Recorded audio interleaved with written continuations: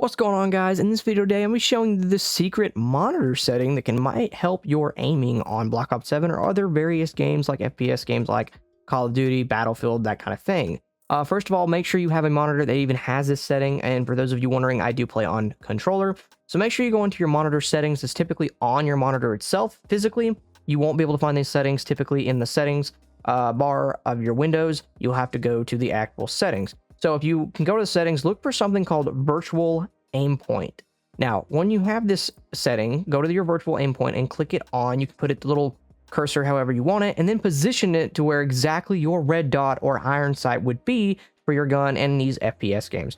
Another little quick note, if you have a picture mode accessibility, make sure you're setting that to FPS for games like Call of Duty and Battlefield and stuff like that. It will definitely help out in the long run as far as better quality and stuff like that goes.